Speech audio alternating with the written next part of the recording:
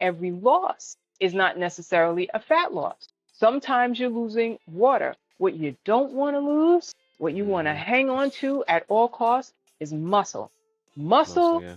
more and more, they're telling us muscle is the organ of longevity. Mm-hmm. You need muscle. And as you get older, you really need it because for all the other things that it can do for you, it'll keep you strong. It'll help you maintain healthy bone and keep you from falling. What's like one of the number one things that happen to older people? They fall, they Yeah. break their hip. And somebody just told me the other day, there's a statistic that says that elderly people who fall and break their hip typically don't live but like a year or more after that, after they break their hip. Hello, everyone. Welcome back to another episode. This is a special episode. We're gonna be talking to one of my clients, who actually also is becoming a really good friend of mine. I think we're well over a year now. We've been working together, as trainer and client, and it's just we grew. It's like I learned so much from her. Besides, she learning a lot from me from exercise standpoint, but I learned so much from her from mental standpoint, spiritual standpoint. That's just a lot, and I really appreciate you for doing this. I appreciate all the stuff you taught me, but I really appreciate you doing this as well. All right, so Kim, welcome to the show. Thank you. How you Thank doing? you. It's a pleasure to be here. Okay, okay.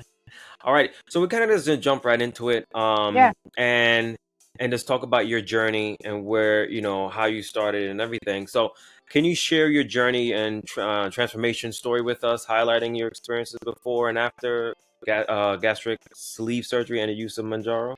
Yep. Absolutely. Um, my journey started when I was 5 because I've been Mm-hmm. overweight all my life. Mm-hmm. Struggled with being overweight, being obese, um, well into adulthood. And I fought that battle many, many times. I've even prior to gastric sleeve surgery, I had that lap band surgery in 2008. That was not successful at all. I've tried diet after diet. If there was a diet, I've tried it. If there was a weight loss center, I've joined it. And honestly, I just kept gaining weight over the years. The pivotal point for me was I knew that I was heavy enough and that I was a candidate for gastric sleeve surgery. I knew that that surgery would work because I know people who have had it and had much success with it, but I was resisting it. And I think it was a point of pride for me. I was like, no, I mean, anybody who's obese will tell you when they've tried diets that they've lost hundreds of pounds and regained them over Mm-hmm. their lifetime. So I was like, I know I can do it. I want to do it. So the weight loss practice that I said, no, I don't want to do surgery, but they had a non-surgical weight loss program, and I joined that. And I had some success, but it was very, very small, and I wasn't happy. So I really started to do some self-talk, and I was like, I really think you need to do this for yourself. A really two really pivotal moments that helped push me over the finish line for the surgery was I went to see one of my doctors who was a urologist. I had a cyst on my kidney and I was like, oh no, here we go. Another ailment that's coming up because I'm fat, right? And he assured me that that wasn't the case, that renal cysts were very common, but I don't remember how much I weighed at that visit, but well over 250 pounds. And it came up. I said, "Yeah, I'm thinking about doing the sleeve surgery." And he said, "Okay." He didn't push me into it, and say, "Yeah, you should do it." He was like, "Okay." He said, "How old are you?" And I said, "I'm 56." And he said something that absolutely changed my mindset. And he didn't even mean for it to be that impactful, but it was. He said, "Yeah, okay, you're 56." He said, "Well, the window of time for you to turn your health around is closing. So if you're Mm-hmm. thinking about it, think deeply about it." And that kind of stayed with me. It's like you're 56. When are you really going to go at this like full guns? And so I started the process. I signed up with a surgeon's office, went through the whole, insurance process, and got approved for the surgery. Where the Monjaro is concerned, doing my own research, I found out why these kinds of medicines work. The Monjaro, the Ozempic, the Wegovy, they're all like different brands of the same thing. One of the surgeons in the practice told me, he said, obesity should really be called diabetes. He said, because obesity is almost always due to a person being insulin resistant. That is, they're either diabetic or they're pre-diabetic. Their glucose is always spiked, which means their pancreas is always producing a lot of insulin, and insulin is a fat storing hormone. That's why intermittent fasting works, because it shuts off the glucose and it shuts off the insulin. So I decided to, I was pre-diabetic, and I decided to make use of the Monjaro as an added weapon in my arsenal of how I was going to battle this, because obesity is a fight. And, as I've said to you before, who fights a battle with one kind of weapon? You know, I'm old enough, I'm way older than you, Shane. I'm old enough to remember when this used to be called the Battle of the Bulge, right? Because it feels like you're always fighting and getting nowhere. So I decided, okay, I'm getting on the battlefield, but this time I'm pulling out the bazooka, which was the surgery. And I didn't go on Monjaro right away. And I didn't go on Monjaro because the surgery wasn't working. I went on Monjaro because I was still pre-diabetic and because I still needed help with appetite suppression. And it has helped me greatly. That's kind of how I wound up where I am. That's the gist of the journey. Yeah. But wait a minute, you said there was two turning points for you besides the Oh, doctor yeah. saying that. Yeah. The doctor saying that, and me getting on the scale and seeing the weigh-in that I had, I was 287 pounds. That was my top weight. And that number did something to me, Are there people heavier who are like cool with it? Yeah, and that's fine. But for me, I felt like I had reached a new low, so to speak. It's like I was so close to 300 pounds. And even though I had been obese most of my life, I had never gotten that close to 300 pounds before. And I was like, what I'm doing is not working. I need to try something different. And I believed that the surgery could help. Plus, my mindset about the battle shifted. I was like, this is not going to be just another diet. This is going to be something that I'm really serious about. And when you're serious enough to go ahead and have surgery, your mind is changing. Your mind is changing, So, yeah, that 287 pounds hit me between the eyes. Like, you got to do something. Yeah. Okay. All right. So, what are the biggest challenges you faced during the weight loss journey and recovering process? Well, the day after surgery, when I came, that word recovery, when I came out of recovery and I was taken to my room, the following morning, I immediately began to cry and have like buyer's remorse. I was like, I can't believe I did this. What did I do to myself? It's like nurses are all around me and they're making sure, they're checking my glucose and they're giving me whatever. It's like I got all this, I'm hooked up, and I was so sad, feeling like I had made a mistake, and also feeling sorry for myself. I was like, I can't believe the self-talk I had at the time was, I can't believe you let yourself get so fat that you had to have surgery. Totally not giving myself the grace and understanding obesity is not a fault, it's a disease. And I chose to do something about my disease. Now, I don't know if the anesthesia hadn't worn off and I was just, certain medicines make you weepy, but I was crying. Fortunately, a lot of the nurse professionals that they had come around were also bariatric patients themselves, and said, they encouraged me and said, listen, what you're feeling right now is perfectly normal. We all went through it. It's just part of the journey. They were like, you're not going to stay in this place. You're not going to be in the hospital, and you're not going to be in this same mental space. So that helps me. You need community.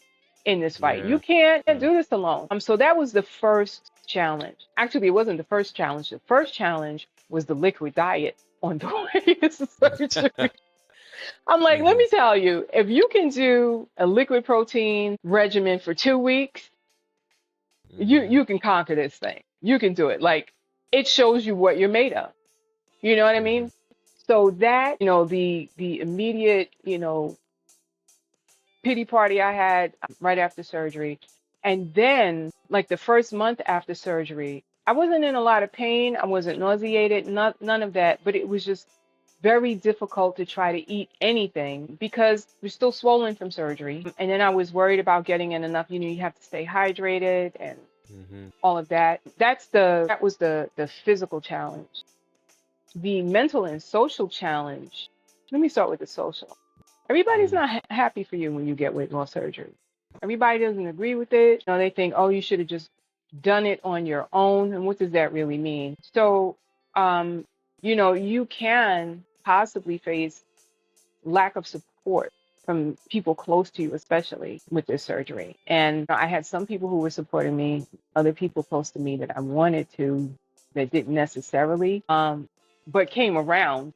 The people initially who didn't support were just afraid for me, because they'd heard so many horror stories No about the stories. surgery Yeah. and people who didn't come out of it. But that kind of makes you stronger, when you're determined, look, I didn't do this for whoever was going to support me and whoever wasn't going to Mhm. support me. I did it for me, you know. Mhm. So those are the challenges that immediately come to Okay. Okay. All right. And the support system eventually, what besides the nurses, what point did you actually get the support system that you wanted? I hired support. I hired Mm. support. I also remember I said, I decided this is a battle and I'm going in with a lot of armor. I'm going with a lot of weapons. Okay. Mhm. So I had the surgery and I was like, the surgery's not going to do it all. Surgery was just one weapon. It was a bazooka, but it was one weapon. I was like, I got to keep my mind renewed. Okay. And so fortunately, my health insurance covered a food psychologist. I have an amazing, amazing food psychologist. His name is Dr. Brad Sachs. He's based in Chicago. One of the people who supported me was a very good friend who also lived in Chicago, who had a lot of success with the surgery, but who also enlisted the help of Dr. Sachs. And I started seeing him immediately. I was seeing him once a week for the first 3 months after surgery so that I wouldn't go back to old habits after going Mhm. through the trouble of having this surgery. Okay. Yeah. Next, again, I hired support. I knew that I couldn't do it on my own. So it wasn't you, but I hired a trainer. I was like, I need to exercise, but I don't know what I'm doing. I don't know where to start. I don't know how to strength train. I don't know what my limitations are initially. So I hired a trainer. And then, with all of that, I just began to be more self supportive. I Right. began to Yeah. be a cheerleader for myself. And as you know, I'm a very spiritual person and I stayed in God's presence. I was like, I can't do this without you. And I thank you for how far you brought me and how far you're going to take me. All of that. Mhm. It's necessary. You know what I'm saying? All of that support is necessary. And the more support a bariatric patient has, the better. But even if they don't have it, you got to be your own cheerleader. Yeah. Absolutely. So, how has your weight loss and improvements in your health influenced your professional and personal relationship? Well, professionally, well, I did have the surgery while I was still working. And I worked for a law firm where, they're so sensitive, it would be politically incorrect for anybody to make any comment about my weight, But I began to have a lot more confidence at work. It's not like I was somebody who lacked confidence at work, but I began to, both professionally and socially, I began to speak up a lot more for myself. Mm. And it wasn't just because I was skinnier and felt like, oh, now you deserve to speak up for yourself. It's because all of the steps that I took on my own behalf made me feel very empowered. And it gave me back a sense of my self worth. And I think I amazed myself one day at work, actually. I've complained to you about my boss many times, about Mm-hmm. how rough and tough and really demanding that he could be. And he would just like, he could be totally off sometimes.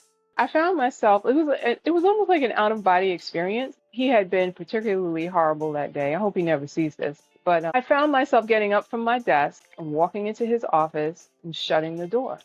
And I said to him, your behavior today, unacceptable.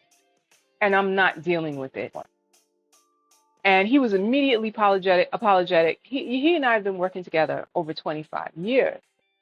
But that was the first time, and I was in my like 24th year with him when I walked into his office and said this. I was like, I'm not accepting that behavior anymore. He was immediately apologetic. He was like, I know. He's like, you've been putting up with it for years and blah, blah, blah. And I said, listen, I said, I appreciate the apology, but please know, I'm not telling you that I'm not accepting this behavior anymore so that you can apologize, so that you can Mm. even modify your behavior. I'm giving you the information.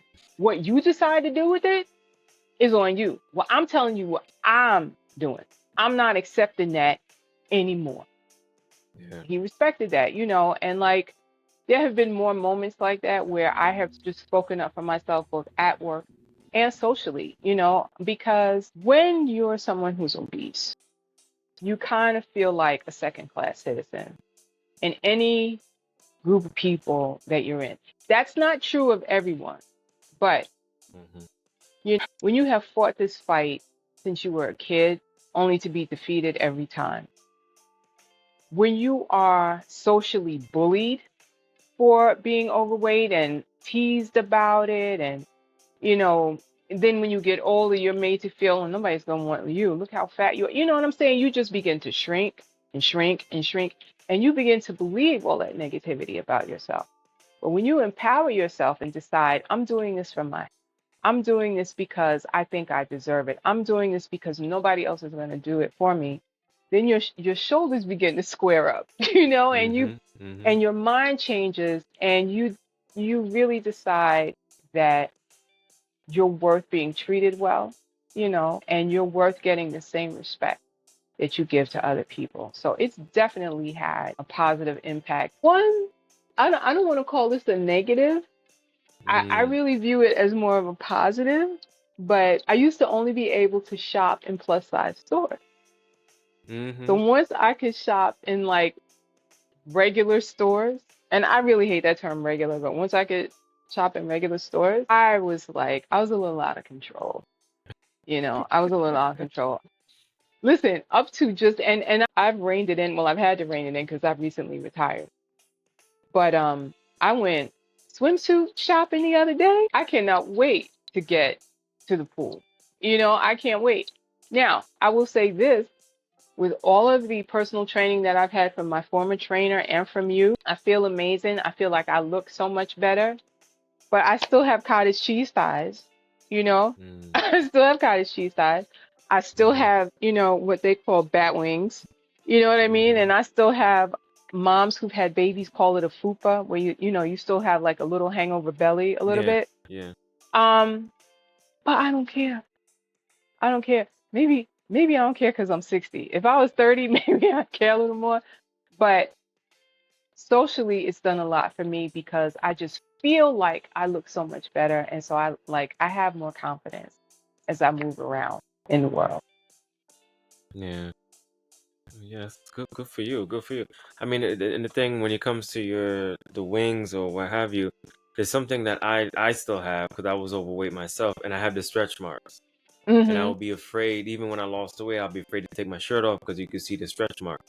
But then one thing someone told me, actually my fitness manager told me, he said, Shane, it reminds you of where you came from, Yep. you know? Yep. And so, I mean, I have no problem doing that now because of, because it is. I mean, maybe because I'm older, married, I'm not trying to, get nobody, so, I'm happy, but I feel the it's, same maybe it could be a way. yeah, but it's like, yeah, no, I understand what you're saying when it comes to Mhm. stuff like that. You just, yeah. Mhm. Mm-hmm. Yeah, and a lot, even the stretchy arms and what's happening Mm-hmm. on my thighs, because my thighs are many inches smaller than they were when I was overweight. A lot of it, excuse me, just the natural aging process.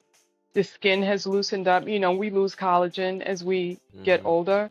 The reason that it doesn't bother me is because I'm so much better now at self-acceptance. I have told myself, you are not self-rejecting anymore. And you're not going to be Mm-hmm. talking to self-rejecting it. Nothing about me. I don't reject it at all. Mm-hmm. Mm-hmm. Good. Good. Good. All right. So, what advice would you give other professional women who are considering the similar journey towards a healthier, happier life? Whether it's professional women or stay-at-home moms or any woman, fight. Fight for you. If you're thinking about having gastric sleeve surgery and you think it's something that's going to help you, go to a trusted surgical practice, sit down with them, talk to them, and if you feel it's right for you, don't be talked out of it. There's no shame in it. Obesity is a disease. It is not a moral failing. It is not a personal fault. It is a disease that is not your fault. Nobody came here with the option the option wasn't offered to us. Would you like to be genetically predisposed to diabetes? You know what I'm saying? Like, who opts for that? You had no Mm-hmm. control over it, Yeah. whether it happened from when you were a kid or if it developed later in life. It's hormonal, okay? And if you've been fighting and you're at a place where you're just really ready to take your health back, do it. There's no pressure to have surgery. If you feel like, you know what, I feel now like I'm empowered to change my mindset and, put my weapons of choice in my arsenal and go at this like full guns, just Mm-hmm. do it. Whatever works for you, do it. And don't just do it consistently. There's not going to be a day that you're perfect. Perfection does not exist. Consistency, perfection is when you just keep at it and keep at it and keep at it. If you're Absolutely. new to working out, and feel like, oh, I'm so out of shape, how am I going to do this?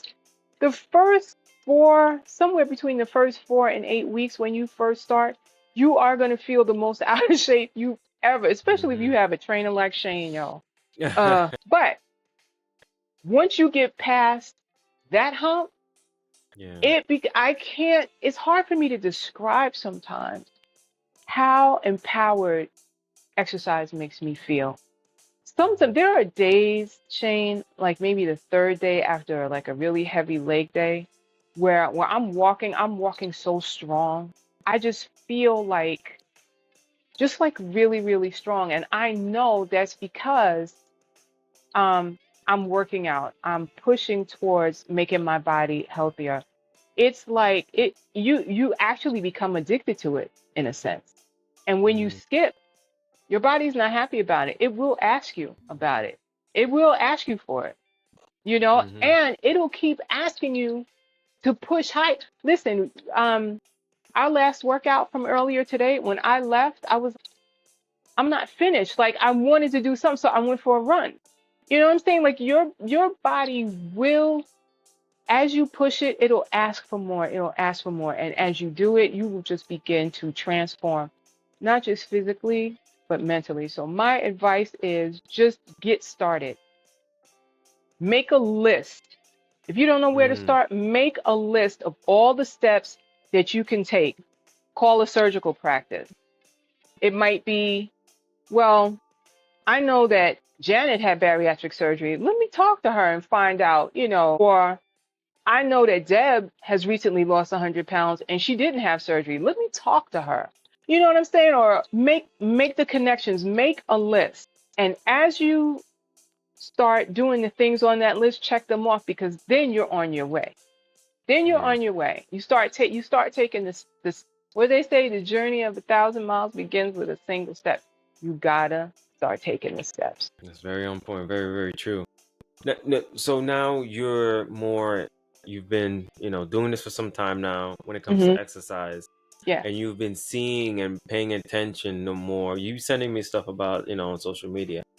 So are you seeing more of that, these gimmicks and all these different kind of like, these exercises, these over the top stuff? Not like a burpees because I should have had to do burpees today. We're gonna run, you know. But it's like, are you starting to like be more aware of what the fitness industry is about now? I'm You more know what I'm saying? aware of the gimmicky advertising. Okay. Mm-hmm. One of them, it's not, I haven't seen it on social media, but when I hear it, like my husband he listens to 1010 Wins a lot. When I hear the gimmicks, I get really mad because they're Mm-hmm. lying to people. Um, my biggest one that I hate is the diet for your blood type. Mm. What? Yeah. What? Yeah. Come on. Come on. Mm-hmm. I don't believe in weight loss centers based on my own life experience. I've been a part of Nutrisystem. I've been a part of Weight Watchers. Now, let me talk about these two. Mm-hmm.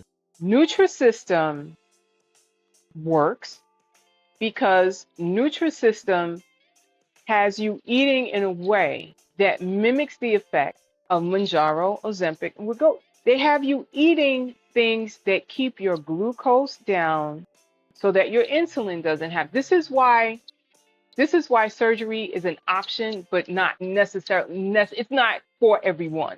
You know what I'm saying? You and Mm-hmm. I have had this conversation. You don't have to have the surgery, all Yeah. right? But I don't like that the little bit of food that they have you eating is just not sustainable. It's just Mm-hmm. they don't have you eating a lot at all. And in order to be truly successful with Nutrisystem, you have to buy their food, Yeah. okay? And you're persuaded to buy their food. So I'm not a fan. Weight has you eating in a more healthy way, but again, it's mimicking the way one should eat, the way you should eat in order to keep glucose levels down. Theirs is a point system. All of the food that you eat has points, and you're eating your own food. And within that point system, they're controlling the amount of carbs and the protein, all the macros, so you don't have to think about it. They're just like Yeah. eat from this list of foods and eat this many points a day. Weight Watchers, I don't have that much of a problem with because they also encourage exercising and they also encourage community. Yeah. But it wasn't lost on me that they decided to partner with Ozempic, okay? Yeah. Because these nutritionists, and these doctors that are on the board of Weight Watchers have always known Yeah. obesity is mainly hormonal. Um, and I think it was the CEO of Weight Watchers that I saw not too long ago, saying, "We got it wrong. We just got it wrong," and that's why,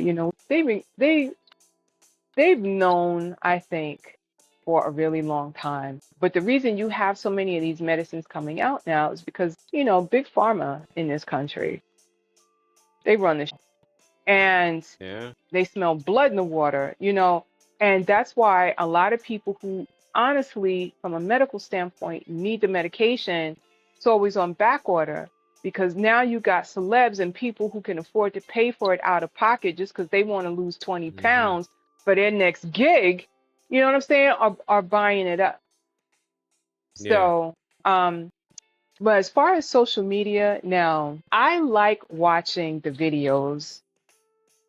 See, okay, let me rewind. You're a personal trainer, so you know the moves that work and the moves that train particular parts of your body in a healthy way.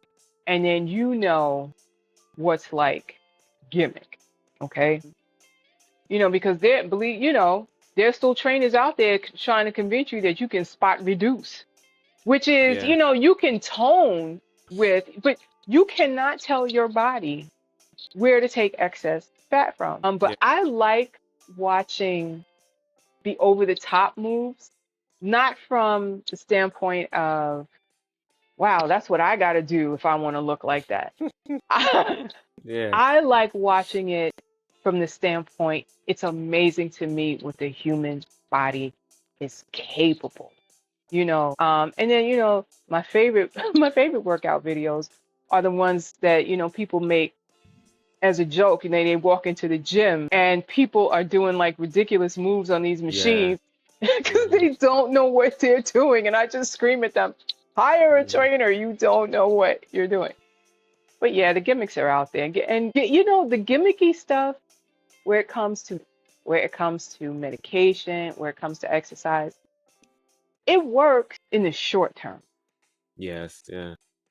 In the short term. And it can also be harmful though. The gimmicks can be Yeah. harmful. So I stay away from the gimmicks.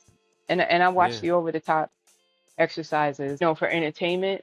Though there is one move, Shane. There is one move. I Which really one? we'll talk about. Well, I don't think it's gimmicky, but it's the one where I saw a couple doing it together. You're on your back, your knees are bent, and there's something holding your feet, like your feet are under something. The same way you would do crunches, like you have me do crunches with my feet under, the weight machine holding my feet down, Yeah. stabilizing my feet. So you're holding a weight plate, right? And you're on your back and you lean back and you come up to like a standing position and you keep repeating. Oh. To me, that is just Yeah. like the bossest move. And if I could ever Yeah. achieve, I'm gonna be like, I have graduated. I don't need Shane anymore. No, no, that's definitely challenging. That's definitely a challenging move. Seriously. Mm, Yeah. I mean, my only thing when I see that stuff though is like you seeing it as entertainment, you seeing it in a certain way, but there's other people that say, I have to do this to look that, right. and then that's gonna deter them from It actually stepping foot discourages in the people. gym. Yeah. Yeah. Yeah. Yeah. And the truth is, you don't have to do that No. to achieve a healthy, attractive body. You don't have to do that stuff. Mm-mm. Um, and people who are capable of doing those kinds of moves, they've been working out a really, really long time. Like Yeah. you don't just start out that way. And people who are moving like that on video, they're just showing off anyway. Yeah. They're showing Exactly. off. Yeah. And I see them and it's like, okay, they can get themselves there, but can they get the other person, somebody else there? Right. That's another thing, Right. and I've seen some, and then so many, and the other side of it though, there's some people that work hard and even not doing that fancy stuff, but then they're criticized and, oh, you must be on something, you must be taking something, whatever. Mm-hmm. But yeah, I just saw Mm-hmm. recently with this young lady, let's say young lady, like, but Mm-hmm. maybe she might be in her 30s, but she said she's been doing it for 14 years. No, sorry, since she was 14. I think she was Mm-hmm. like maybe mid 30s, yeah. So Mm-hmm. you'd Mm-hmm. that's what you expect. I mean, Right. Right. And the more you do it, I mean, you never want to overdo it because you don't want injury. But the more hmm you do it, the more results you'll see. The other day I was like, Shane, I've been at this a while now, not just with you, but with other trainers. And I have yeah, lost a tremendous amount of weight. I would even say for myself, in the mirror, I don't look the weight that I am. So, strength training has done wonders for me, but I was like, but I still don't have any cuts. It's like I still don't have any cuts. And then I was like, but you only strength train twice a week. Yeah, I do other things like run, and I do hmm Pilates, hmm but I'm only lifting twice a week. So I'm like, Kim, the cuts that you're looking for, they're still in the gym. They're still in yeah, the gym waiting for you to like step up your game a little bit. So, yeah, and I'm not, like if I never get a cut, I'm not going to freak out about it. I've been thinking lately that I need to add at least one more day. And the only reason yeah, I was doing it only twice a week is because I started when I was working. I got a lot more free time now. Yeah, yeah, but my advice to women especially, but to everybody, make a list, start the steps. You're worth it and it's achievable. I didn't get here until I was 60 years old. I honestly thought it was over for me. I honestly thought that I had reached an age where, well, this is just how it's going to be. I came into the world fat and I'm leaving the world fat. And because I decided to fight at 60, I feel better than I did when I was 30. Because at 30, I was way overweight. I had back issues, hip issues. It amazes me. I was telling a friend of mine earlier today, I was telling her that I was training with you. And I said, when I started with him, I said, I started with him in pain. I came to you with a hip problem. I came like, remember I told you, like, I couldn't sleep. Like, my right hip was in such pain. And I was really afraid that it was like a situation where I was probably going to need hip replacement surgery. That's how much it hurt. When Mm-hmm. they x-rayed it, they told me, no, you just got arthritis. But what they didn't tell me, and of course recommended physical therapy. Well, what does physical therapy do? It Mm-hmm. strengthens the surrounding muscles. So when I started with you, what'd you do? You gave me that big, wide rubber band that I call it, and you put it around my ankles, and you made me march sideways, back and forth, back and forth, back and forth. It amazes me that I don't have that pain anymore because I just accepted it. I was like, well, this is the way it's going to be. I'm just going to be somebody who has hip pain, Are you ready to transform your health and wellness journey? At Kadapa Strength, I'm committed to helping you achieve your goals through my 3 pillars for results. First, I educate, equipping you with essential knowledge to understand your body and its needs. Then, I execute a tailored plan, ensuring every step is personalized to your unique lifestyle. Finally, I encourage, providing accountability and support every step of the way. Get ready to unlock your full potential and thrive in every aspect of your life. Visit me today and let's embark on this journey together. Check me out at kandapastrength.com. Not so. Not so. If you take the steps, if you do the work, you can't help Yeah. but be successful. You can't help it. You're not stuck unless you stop. You're not stuck unless you sit down and decide this is how it's going to be. Once you decide this is not how you want it to be, and you know it's achievable, you won already. Yeah. You won already. That's so true. That's so true. Yeah. But there's something I mean I kind of connected it just now. It's just the fact that when you were overweight, you were criticized. Then when you decide to do the surgery, you were criticized. And I Good talked to you point. about that lady. She was being criticized too. It's like You're damned you if you can't do, win.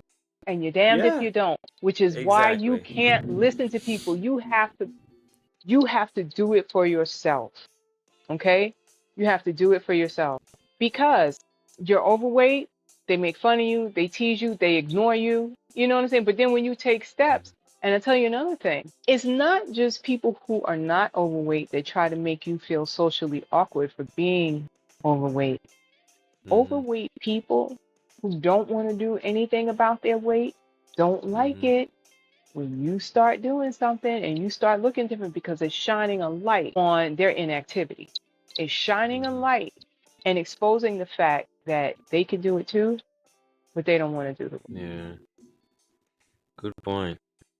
Good point. I Wow. remember, I remember when I first signed on with you and I was coming to you before work, okay? Which meant I had to be up at 5. I'm on the gym floor and this was twice a week and I would have come more probably if I didn't have to drive to work and pay tolls at the Lincoln Tunnel. You know what I mean? Mm-hmm. But I was doing it week in and week out, week in and week out. And my husband said to me, "Don't you think you might be overdoing this a little bit?" Mm-hmm. And I knew that he was coming from a place of concern, and he was thinking like most people think, that it doesn't take all of that, but it does. It really does. It takes all of that and more if you're willing to put it in, So Absolutely. people are gonna talk about you either way. So you might as well go on and do what needs to be done. Let them talk. Give them something to talk about. There you go. Give them something to What's that talk about. song? Let's give him something to talk about. I don't know who Let's sings give them this. something to talk about. And the Yeah. other thing I decided, let me tell you, I used to get my feelings hurt. I used to get my feelings hurt when I had friends who were overweight, who lost a significant amount of weight. And I would ask them, girl, how'd you do it? And they'd be like, girl, I'm just eating well and exercising. Obesity can feel like prison. Feel like you're in a prison with no way out. And if you located a key and got out, why wouldn't you want to help set other people free? You know Yeah. what I'm saying? Now, health is very personal. But for me, I decided that if and when I started losing a whole lot of weight and somebody asked me, how'd you do it? That I was going to be an open book about it and tell them, this is what I did. Your journey doesn't have to look just like mine. But I didn't want anybody to feel bad, you know, because after all, I'm just eating salad and working out. That's a lie. That's a lie. You know what I'm saying? And to make Yeah. the other person feel like, because anybody that's overweight and obese has done that 100,000 times, eating salad and worked out, and they still fat. You see what I'm saying? Mhm. So I just decided I was not going to be disingenuous about it. Like, tell Mhm. people, this is what I did. If you want more information, I'm an open book, but I'm not going to be, it's like, I got out. You want me to help you get out? Come on, let's go. Let's go. Because it can be so socially isolating. You always feel like, oh, let me not speak for people. Let me speak for me. I would feel like I can't go to the beach because I don't want to stick out Mm. there. I can't go to a pool party. I don't want to stick out there. Because Mhm. even if I'm not the big girl in the bathing suit, I'm the big girl who's got on jeans and a t-shirt when everybody else is in a bathing suit. You see what I'm saying? It's like Yeah. I felt like, oh, I could only shop at particular stores. Obese people are always made to feel othered.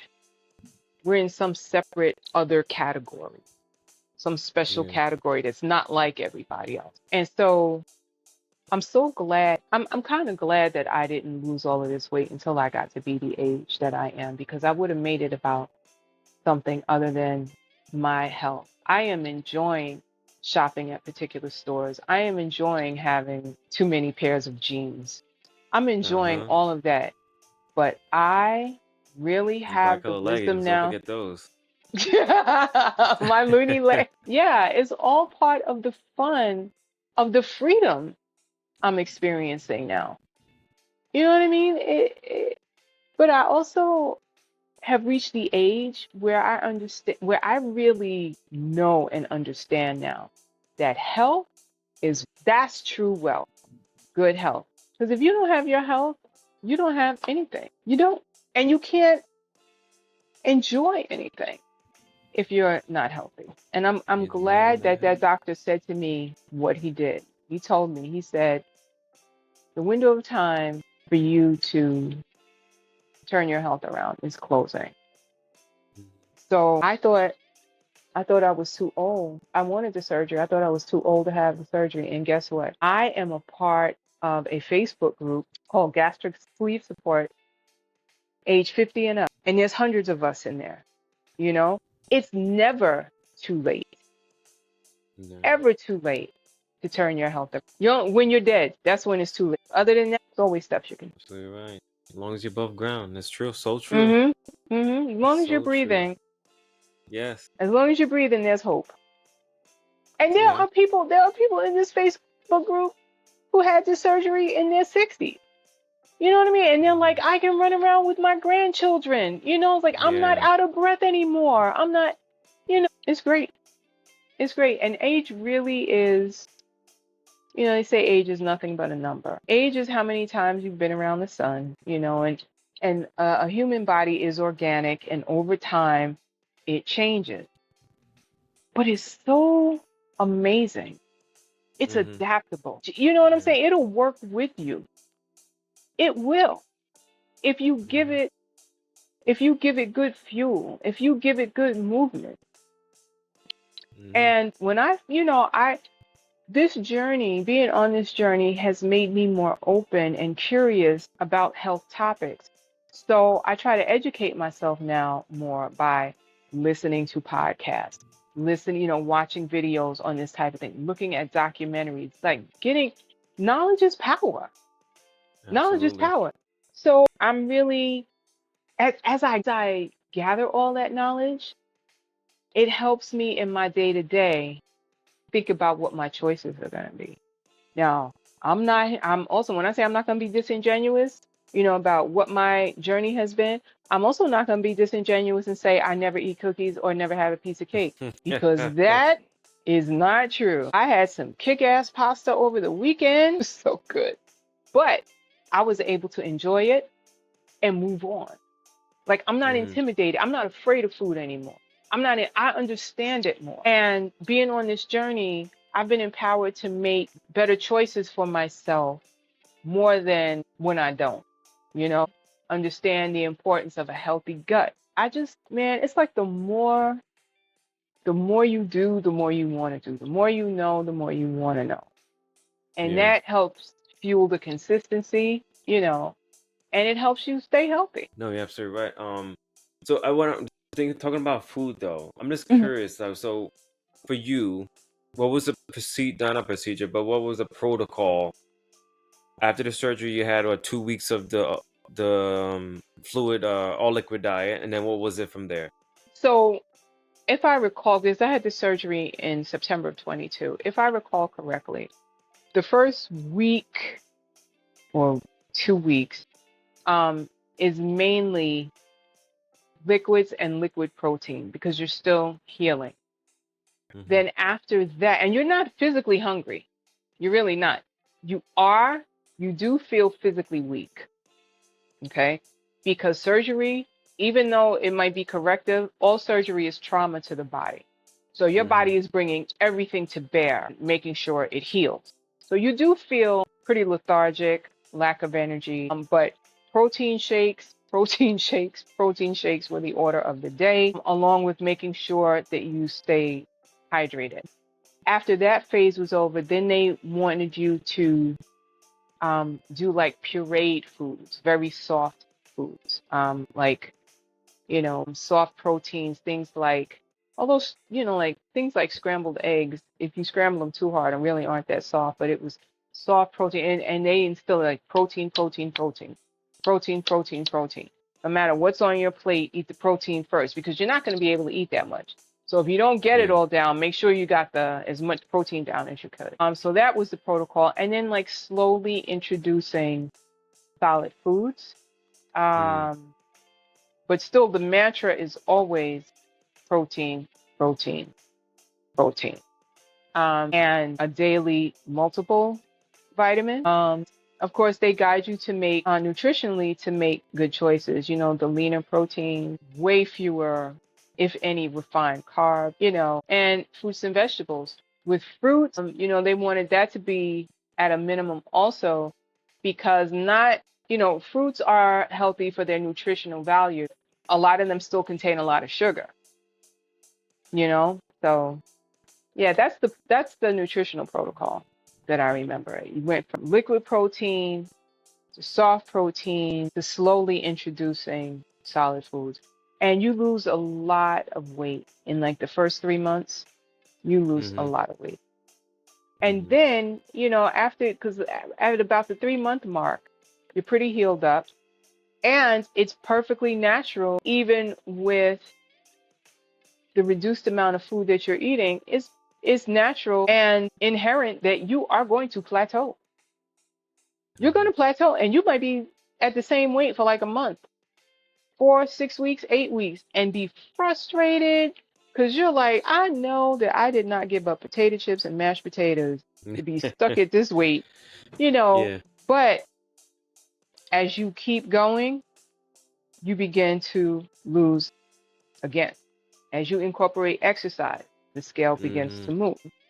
My other advice to people is don't make it about the scale. Oh my gosh. Oh my gosh. This is only giving you feedback on where you are at a particular moment. It's a snapshot in time. It's not an indication of where you're going to be always. Okay. Hmm. And every gain is not a fat gain. Every loss is not necessarily a fat loss. Sometimes you're losing water. What you don't want to lose, what you want to Hmm. hang on to at all costs is muscle. Muscle. Muscle, Yeah. more and more, they're telling us muscle is the organ of longevity. Mm-hmm. You need muscle. And as you get older, you really need it because for all the other things that it can do for you, it'll keep you strong. It'll help you maintain healthy bone and keep you from falling. You know, what's like one of the number one things that happen to older people? They fall, they Yeah. break their.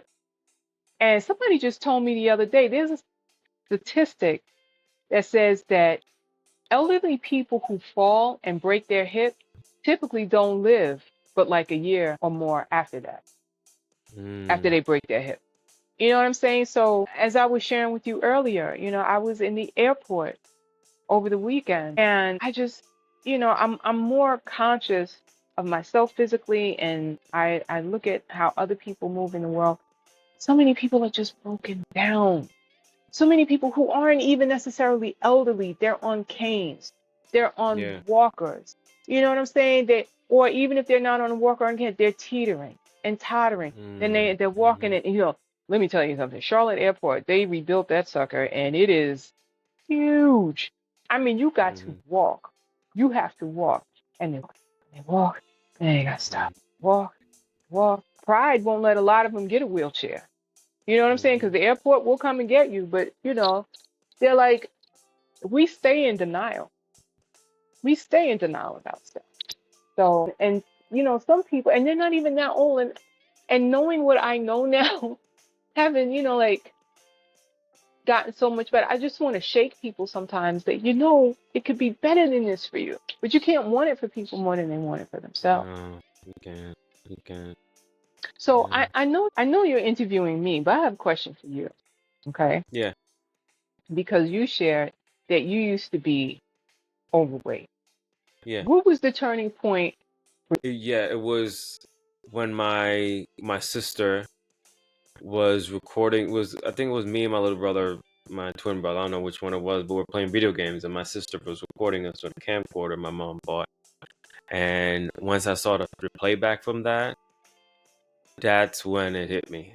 I think I was a junior. No, not junior. Sorry, eighth. And then I contacted my cousin who plays football, Mm-hmm, and like, told him I'm gonna play football or whatever. So that kind of started me on that journey. mm-hmm, I wasn't good at it. I mm-hmm. was not good at football at all. I just don't have that aggressive unless I feel like yes, I'm in danger of someone. And I'm not gonna Right. get Yeah. around that kind of Right. stuff. But it was after the season that's when I really started going to the gym more often. And I mean, I did some unhealthy choices, to lose Mm-hmm. the weight, but that's what really did it. That kid I recorded, seeing myself play video games, and how, Mm-hmm. like, the cameras, they say the camera gains 20 pounds, whatever it is, but Yeah, but Shane, when we that's what. big, the camera's not made. It's not the camera's fault. You know what I'm saying? It's not the camera. We trying to blame the Yeah, camera. It's not the yeah, camera. But on my journey now, I said there were two highlights, which was the 287-pound number staring me in the face and what my doctor said. But there was some photos along the way. Actually, now that yeah, you say that, there was a photo that someone had taken of me, and I looked at it and I was like, wow. I don't know what I weighed in that photo because I stayed away from the scale. But I don't think it was yeah, long after that I realized that I was close to 300 pounds. Um, so you were young, okay? You were young when you turned it around. So it was yeah. like that playback of that video, and you decided, Mhm. okay, I want to play sports, and I'm going to the gym. So for me, you're always proof that everybody's journey doesn't look the same. Surgical intervention is not necessary if you really don't want it to be. You know what I'm Mhm. saying? But I also give you big up because you were so young when you turned it around. And it doesn't sound like you had a lot of support. It sounds like, you just decided, hey, I got to do something. Unless it was that you wanted to start getting girls. No, no, I was really always shy in high school. When the weight started coming off, I was a little more confident or whatever. I never had any girlfriend in high school. But that reminds me though about support. The Hmm. interesting thing was I think I was 10, was one of the last times I went to Jamaica. I mean, I never saw eye to eye with my father, but I remember he was picking us from the airport. Me and my twin brother. I think my sister was there too. I forgot, but we're driving, and I remember I would never forget this. He said, "Oh, it seems like everybody lost weight, but you." This Mm. was before I started and I saw the video or whatever. Mhm. And I remember that. And it Mhm. was, I think I want to say I was 12-ish. I Mhm. want to say 10 or 12, one of them, because 15 is when everything happened, when I changed everything. But I think it was like 10, 11, or 12. And I remember, I would never forget that. But the thing is, it didn't like motivate me. It made me, I But know it what it made me, planted a but it didn't seed. motivate me. It planted a seed, though. It planted. It was one of those things where, and I think it happens in one form or another to all obese kids because, and when it's coming from a parent, it weighs so much more, and it can be so Mm, much more painful. My mom, well, I really believe that one of the reasons I was so obese as a child and kept getting bigger and bigger was, yes, my genetic predisposition to diabetes and, prediabetes and diabetes, but she kept me on diets from the time that I was very young. I mean, mm, she was on Weight Watchers, and she started having me follow her Weight Watchers diet. And Weight Watchers was very different back then. You know what I mean? mm, When I was like 8 or 9 years old. And when you're a kid and you're going to elementary school and all their lunch boxes have peanut butter and jelly and a cupcake, and your lunch has tuna fish with no mayonnaise, you know what I'm saying? And like no mm. dessert. You're getting a Oh message. You're man. getting a message that you're a defect, that there's something wrong with you. And everybody else gets to deserve that kind of food, but you have to eat this way. You know what I'm saying? We don't realize it, but we are taking in that negative message. Mm-hmm. Then, and because she always had me on diets like my entire life, and then when I got old enough, she was taking me with her to Weight Watchers. It just kept driving home to me. My mother is not satisfied with me. My mother thinks I need to be different. My mother does not accept me. She's always trying to change me. And then one day I was 17 years old, just like you never forgot what your father said to you and it stuck. I was 17 years old. We were at a family party. I was wearing one of my favorite dresses and I felt so pretty that day. I just felt really good. And I was at my cousin's house, where all the aunts and all the cousins come together. Somebody had made first communion or confirmation, we grew up Mm-hmm. Catholic. And there was always a party afterwards where the grown-ups drank and we just all, hung out with each other. And so Yeah. we're in the family home where this is happening. And one of my cousins who was older than me, I was 17, I think she was in like her late 20s. She was like the beauty of the family. Like everybody in the family knew, okay, that's Marilyn. She's gorgeous. Beautiful hair, beautiful face, beautiful figure. And I wasn't paying attention to her. And then I turned around to say something to my mother, and my mother was just staring at Marilyn and staring at her. And finally, my mother said to me, I wish you were her. That thing, she might as well have taken a meat cleaver and just right here. I never felt so rejected in my life. Now, I have forgiven my mother for that. She was drinking at the time. She wasn't drunk, but alcohol loosens your lips. And Yeah, losing tongue, alcohol, yeah. it frees your inhibitions. So for that to come out Mm-hmm. meant that she was always wishing for me to be something other than I was. That stuck with me. That Mm. stuck with me. Psychologically, I don't know if I could have lost this weight if my mother was still alive, because I kind of felt as I got older and I became responsible for whatever like I could put in my mouth, whatever I wanted to put in my mouth. My food psychologist, helped me understand that I just decided, you don't love me, I'm gonna be as fat as I possibly can. Okay, you think you didn't like that? Watch this. You know what I mean? Like we self sabotage.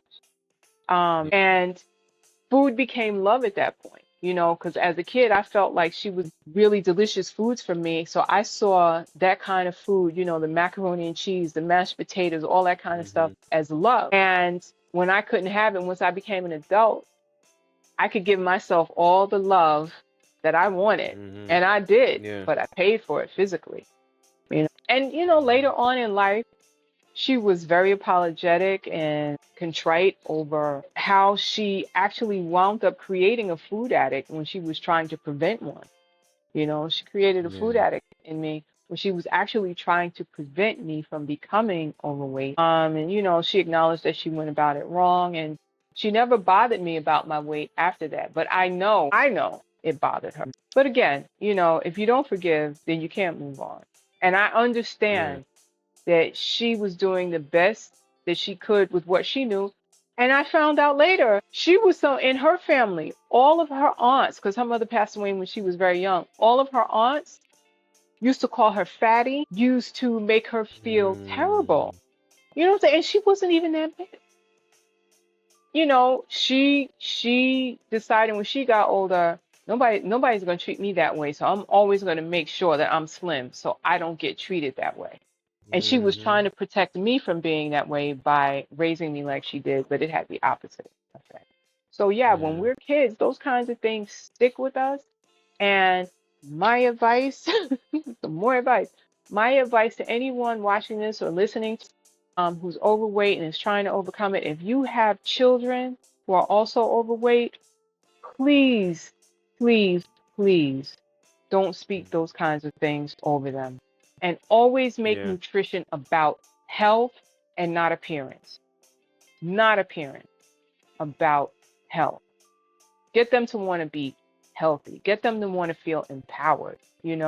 Never make it about how they look because they will rebel. Yeah. Absolutely right. Absolutely right. Gosh. Well, Kim, thank you so much. I mean, is there anything else you want to add? No, I think I ran my mouth enough. No, it was good. It was good. Great information. And I really hope people listening or watching can really really appreciate this. It's to Yeah. be able to come forward and say all this, be vulnerable and Listen, it's I tough. was glad to do it. We need community to do this. You can't get past this kind of thing unless you're honest about it, authentic, and Yeah. you have to be vulnerable. You have to be vulnerable. So, and I also want to say to anybody that might be listening or watching, I'm an open book. If you have questions, contact Shane. And Shane, Mhm. you contact me and be like, Deb, Janet, whoever would like to talk to you. I'm willing Mhm. to answer any questions. I also, I have a different kind of group that I meet with that I tell when we talk one on one, whatever we talk about stays with me. It stays with me. Yeah. So yeah. But I was very happy to do it because I'm passionate about this now. Mhm. I'm not passionate about burpees and I'm not passionate Yeah. about lunges, but I'm passionate about it. So No, that's but that's so that you won't give but me lunges and burpees tomorrow. no, but that's the thing is like sometimes that first step is just asking for help. Yeah. That first step is always just asking for help, and The bravest thing, one of the bravest things anybody can do is say yeah, help. That's bravery, because you're absolutely. acknowledging I can't do this on my own. But baby, once you take that first step, you already won. You already Yeah. won because once you take that first step, you're going to want to take the next one and Mhm. the next one after that and the next one after that. And the next thing you know, you're on a podcast talking about how you did it. Yeah. That's true, yeah. Well, thank you so much, Kim, You're for doing welcome. this, and I really appreciate this. And yes, I'll see you tomorrow. Maybe have burpees. I don't know. We'll see. But thank you so much. I really You're appreciate this. welcome. You're welcome. I'll see you tomorrow. All Have a right, see good you one. tomorrow. Are you ready to Bye. transform your health and wellness journey? At Kadapa Strength, I'm committed to helping you achieve your goals through my 3 pillars for results. First, I educate, equipping you with essential knowledge to understand your body and its needs. Then, I execute a tailored plan, ensuring every step is personalized to your unique lifestyle. Finally, I encourage, providing accountability and support every step of the way. Get ready to unlock your full potential and thrive in every aspect of your life. Visit me today and let's embark on this journey together. Check me out at kandapastrength.com.